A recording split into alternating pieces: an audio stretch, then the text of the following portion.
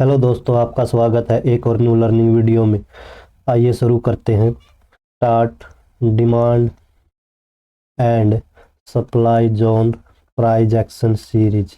ये इस सीरीज का पार्ट नंबर 1 है। इस सीरीज के अंदर हम वीकली 3 से 4 वीडियो अपलोड करेंगे। ठीक है, 1 ए वीक 3 से 4 वीडियो अपलोड करेंगे। और इस सीरीज के अंदर हम डिमांड एंड सप्लाई जोन को बेसिक टू एडवांस पढ़ने वाले हैं। सबसे पहले how demand and supply zone as price action draw the price candle. कि हम किसकी मदद से जो है सप्लाई एंड जो डिमांड जोन है जो वो ड्रॉ करने वाले हैं प्राइस कैंडल की मदद से। जो ये प्राइस कैंडल है इसको समझने के लिए सबसे पहले हमारे 14 कीवर्ड मतलब ये बनती कैसे है, जो ये प्राइस कैंडल है ये कैसे बनती है, इसको जानने के लिए हमें क्या है, इन 14 कीवर्ड का पता होना चाहिए। और ये प्राइस कैंडल क्यों ज़रूरी है? क्योंकि प्राइस कैंडल है जो हमारी मदद करती है किसको, चार्ट रीड करने में। क्या करने में? चार्ट रीड करने में। और चार्ट रीडिंग के बेस पर ही आज सभी ट्रेडर क्या है, ट्रेडिंग करते हैं। ठीक है, क्योंकि चार्ट रीडिंग से हमें क्या करते हैं, टेक्निकल एनालिसिस। और टेक्निकल एनालिसिस की सहायता से ही क्या है, आज सभी ट्रेडर हैं जो ट्रेड करते हैं, किसको छोड़ के, जो इन्वेस्ट करते हैं। ठीक है, यानी कि जो स्विंग ट्रेड है या डे ट्रेडिंग है, स्कैल्पिंग है, वो सभी किससे की जाती है, टेक्निकल एनालिसिस की सहायता से।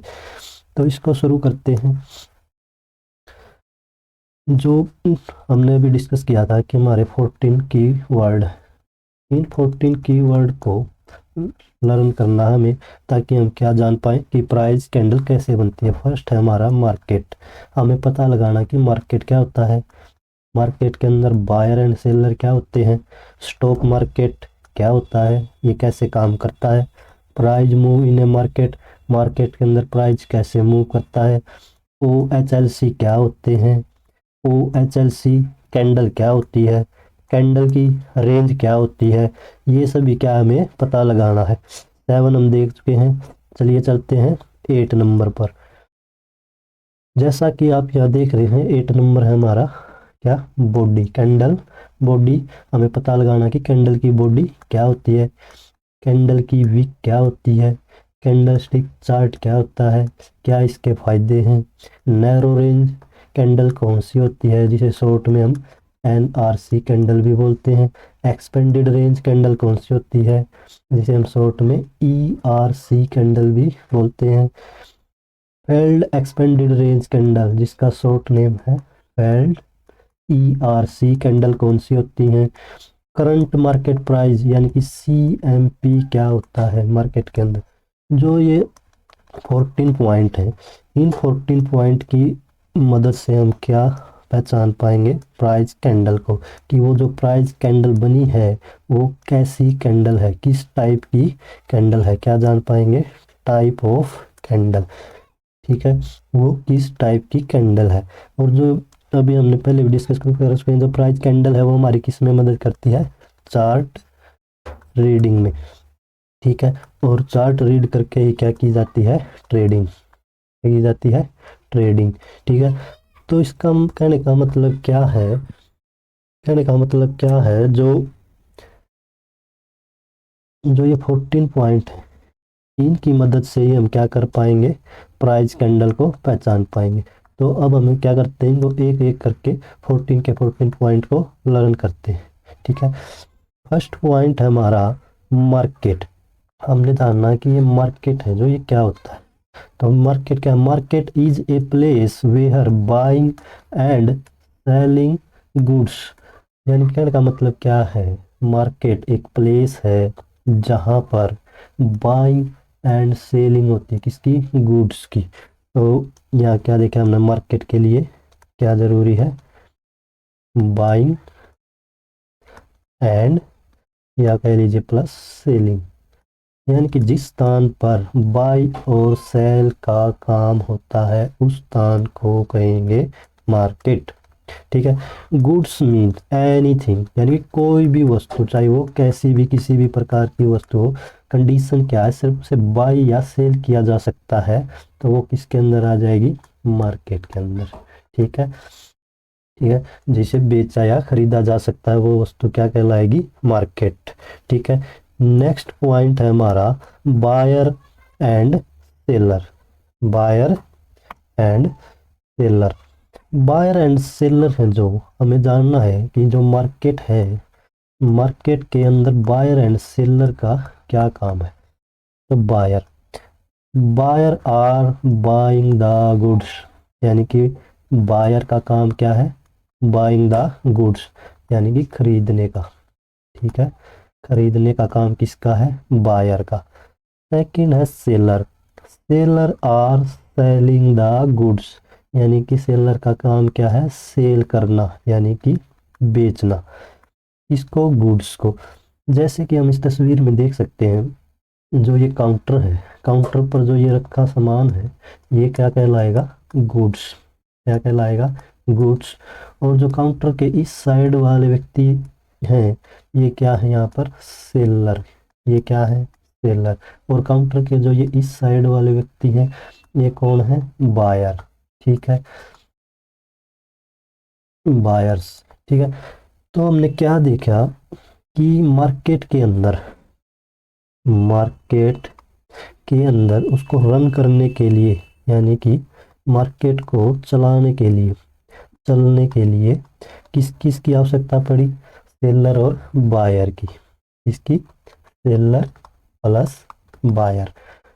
कहने का मतलब क्या है यहाँ पर, अगर इनमें से कोई एक व्यक्ति, या तो बायर या सेलर, मार्केट के अंदर अगर नहीं होगा तो मार्केट रन नहीं करेगा। क्यों, क्योंकि जब ये सेलर मार्केट के अंदर आया और इसने कुछ सामान बेचना, तो इसे कौन चाहिए, बायर। ठीक है, और इस बायर को अगर कोई सामान लेना है तो इसको कौन चाहिए, कोई सेलर। तो मार्केट को रन करने के लिए दोनों ही इम्पोर्टेंट है, buyer and seller. Next point है हमारा स्टॉक मार्केट। ठीक है, हमने तो क्या सीखना है, स्टॉक मार्केट। ठीक है, हमने क्या सीखना है, स्टॉक मार्केट, या इसे कह सकते हैं हम शेयर मार्केट। ठीक है, स्टॉक मार्केट क्या होता है ये देखते हैं। स्टॉक या share market is a place where buying, क्या, बाइंग एंड सेलिंग स्टॉक्स। देखिए भाई, सिंपल मार्केट के अंदर क्या था, गुड्स, किसको बेचा खरीदा जा रहा था, गुड्स। यहाँ किसको, स्टॉक एंड शेयर को। ऑफ कंडीशन लिस्टेड कंपनी, कैसी कंपनी हो, लिस्टेड। कहने का मतलब क्या होगा सिंपल भाषा में, स्टॉक मार्केट के अंदर लिस्टेड कंपनी के शेयर को बाय एंड सेल करना क्या कहलाता है, स्टॉक मार्केट। ठीक है, लिस्टेड कंपनी के शेयर या स्टॉक का बाय या सेल करना क्या कहलाता है, स्टॉक मार्केट। जैसे कुछ कंपनियां हैं देखते हैं, रिलायंस है, Tata motor, Adani power, HDFC bank, Cipla, तो ये ईटीसी, ये क्या है, लिस्टेड कंपनियां हैं। इनके क्या है, हम शेयर खरीद और बेच सकते हैं, बाय एंड सेल कर सकते हैं। ऐसे हमारे शेयर मार्केट के अंदर 7,000 यानी कि 7,000 प्लस कंपनियां हैं। कितनी है, 7,000 प्लस कंपनियां। ठीक है, इसमें कुछ अच्छी कंपनियां हैं, कुछ खराब कंपनियां हैं, वो दैट नॉट मैटर। ठीक है, यह मान लेते हैं ये ABC कोई कंपनी है और उसका क्या है, ये शेयर है। ठीक है, ये लिस्टेड कंपनी है। ठीक है, तभी ये क्या कहलाएगी, स्टॉक मार्केट। और ये जो साइड में दिखाई दे रही है क्या है, बायर एंड सेलर, जो कि क्या कर रहे हैं, शेयर को बाय या सेल कर रहे हैं। तो यहाँ से एक पॉइंट निकल के आया कि स्टॉक मार्केट है जो, उसके लिए या उसको चलाने के लिए किसकी आवश्यकता हुई हमें, एक तो बायर की और एक सेलर की। वही सिंपल मार्केट के जैसे, अगर इसको कुछ बेचना है, खरीदना है तो कौन चाहिए, सेलर, और इसको कुछ बेचना है तो कौन चाहिए, बायर। ठीक है। अगर इसमें से एक भी मिसिंग है, क्या है, मिसिंग है, तो जो स्टॉक मार्केट है वो रन नहीं करेगा। ठीक है। तो इसको रन करने के लिए किसकी आवश्यकता है, बोथ एट टाइम। ठीक है, एट टाइम यानी कि मौजूद समय पर। ये नहीं है कि एक है एक नहीं है तो भी मार्केट रन करेगा, दोनों एक साथ होने जरूरी है। क्योंकि जब कोई बाई करेगा तभी तो कोई सेल करेगा। ठीक है। और जब कोई सेल करेगा तभी तो कोई बाई करेगा। ठीक है। ये ध्यान रखना, ये मोस्ट इम्पोर्टेंट पार्ट है, most important part of stock market. ठीक है, बायर एंड सेलर। नेक्स्ट देखते हैं हम, नेक्स्ट है हमारा price move in stock market. Market के अंदर प्राइस कैसे मूव करता है, यानी कि कैसे चलता है। तो मार्केट के अंदर प्राइस मूव करता है, मान लेते हैं यहाँ पर किसी शेयर का प्राइस 100 रुपये है, तो ये प्राइस अप भी जा सकता है, हो सकता है 105 चला जाए, हो सकता है 103 रुपये आ जाए, हो सकता है ये 110 रुपये चला जाए, हो सकता है ये वहाँ से 98 आ जाए, हो सकता है ये कहाँ चला जाए 106 पे, फिर हो सकता है ये आ जाए 99 पे, फिर ये चला जाए 112 पे। ठीक है। तो ऐसे क्या है, शेयर मार्केट के अंदर प्राइस है जो अप डाउन साइडवेज होता रहता है। हमने यहाँ पर क्या देखा, मान लेते हैं ये एक डे के अंदर प्राइस का मूव है, क्या है, price move in A price move in a day. ठीक है। एक डे के अंदर प्राइस कैसे मूव करता है। ठीक है।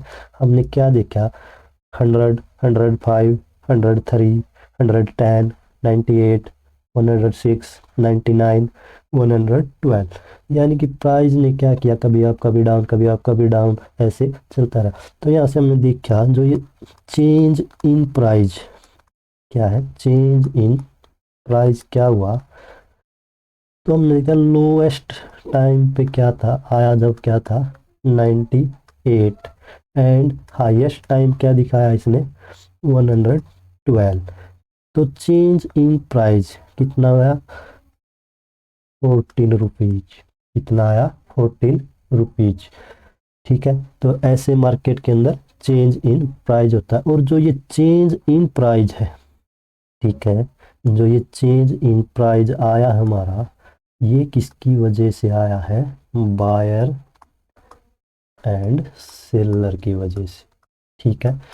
क्योंकि इस प्राइस को अप डाउन किसने किया है, बायर एंड सेलर ने। पहले बायर इसको यहाँ तक लेके गए, फिर सेलर यहाँ तक लेके आए, फिर बायर इसको यहाँ तक लेके गए, फिर सेलर ने यहाँ तक लेके आए, फिर बायर ने अपना दम दिखाया यहाँ तक, फिर सेलर ने, और फिर हैवी हुए बायर। ठीक है। और यहाँ तक ले जाने में कामयाब कौन हुए, बायर। ठीक है। तो चेंज इन प्राइस किसके कारण आता है, बायर एंड सेलर के कारण। नेक्स्ट है हमारा जो ये चेंज इन प्राइस है, चेंज इन प्राइस है, ये कितना, इतना तो नहीं कहेंगे, क्या क्या हो सकता है। ठीक है। यानी कि इस प्राइस के अंदर क्या क्या पॉसिबिलिटी है, यहाँ पर हम देखेंगे मे बी, क्या, may be price go up, क्या है, हो सकता है कि प्राइस ऊपर चला जाए, may be price go down, हो सकता है प्राइस क्या है, नीचे की तरफ आ जाए। ठीक है। May be price equal and range, या तो इक्वल रहे या किसी एक रेंज के अंदर। अब ये रेंज कैसी भी हो सकती है, छोटी या बड़ी। ठीक है। तो हमने यहाँ से क्या देखा, जो चेंज इन प्राइस है वो पॉसिबल क्या क्या है, अप है, डाउन है, इक्वल है, और रेंज। ठीक है। प्राइस के अंदर क्या क्या पॉसिबिलिटी है, अप भी जा सकता है, डाउन भी, इक्वल भी, और रेंज भी। ठीक है। सिर्फ हमने यही देखना था कि प्राइस में किस किस प्रकार के चेंजेज हो सकते हैं। ऐसा नहीं है कि मार्केट है जो ऊपर अप ही चला जाए, ना ऐसा है कि डाउन डाउन, ना कभी ऐसा कि इक्वल एक जगह रहे, ना रेंज में बना रह सकता। ये क्या है, एक साइकिल है। ठीक है। साइकिल है जो एक के बाद एक चलता रहता है। नेक्स्ट है हमारा डिमांड एंड सप्लाई। तो जब डिमांड है जो क्या है, डिमांड है जो मोर है, यानी कि ज़्यादा है, क्या है, ज़्यादा है, और सप्लाई है जो लेस है, कम है। क्या सिनेरियो देखे हमने, डिमांड इज ग्रेटर देन, यानी कि मोर देन है किससे, सप्लाई से। ठीक है, जब ऐसा केस होगा कि डिमांड ज़्यादा है और सप्लाई कम है, तो चेंज इन प्राइस, क्या, चेंज इन प्राइस क्या होगा, तो क्या होगा, क्या होगा, गो अप। क्यों, क्योंकि डिमांड ज़्यादा है, सप्लाई कम है, तो प्राइस क्या है, अप जाएगा। ठीक है, इम्पोर्टेंट फैक्ट। ठीक है, क्या है, इम्पोर्टेंट फैक्ट, डिमांड ज़्यादा, सप्लाई कम, तो प्राइस गो अप। नेक्स्ट है हमारा डिमांड इज लेस। तो डिमांड क्या है, कम है, डिमांड क्या है, कम है। सप्लाई इज मोर, ज़्यादा है। तो क्या सिनेरियो बना, जो सप्लाई है वो ग्रेटर देन है किससे, डिमांड से, डिमांड से। तो चेंज इन प्राइस, क्या, चेंज इन प्राइस क्या होगा, चेंज इन प्राइस क्या होगा, गो डाउन। ठीक है, प्राइस क्या है, नीचे जाएगा, कब, डिमांड कम, सप्लाई ज़्यादा, कब, डिमांड कम, सप्लाई ज़्यादा, price go down. Next next है डिमांड एंड सप्लाई।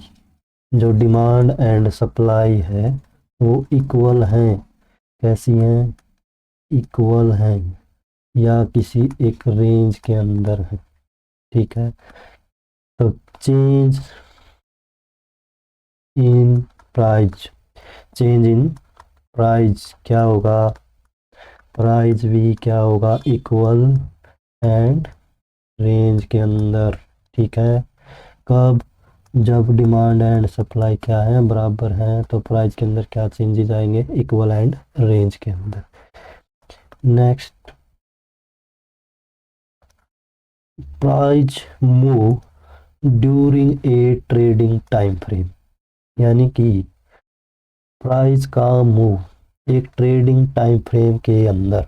ठीक है, ट्रेडिंग टाइम फ्रेम का मतलब जिस टाइम पर आप ट्रेड कर रहे हैं वो आपका कैसा भी टाइम हो सकता है, मंथली है, वीकली है, डेली है, हावरली है, या मिनट। ठीक है, इनमें से जिस भी टाइम फ्रेम पर आप ट्रेड कर रहे हैं, तो प्राइस के अंदर क्या क्या पॉसिबिलिटी है, जो हमारा प्राइस मूव है उसके अंदर क्या क्या पॉसिबिलिटी है। प्राइस अप भी जा सकता है, डाउन भी जा सकता है, रेंज के अंदर भी हो सकता है, सेम भी हो सकता है, और नैरो रेंज के अंदर भी हो सकता है।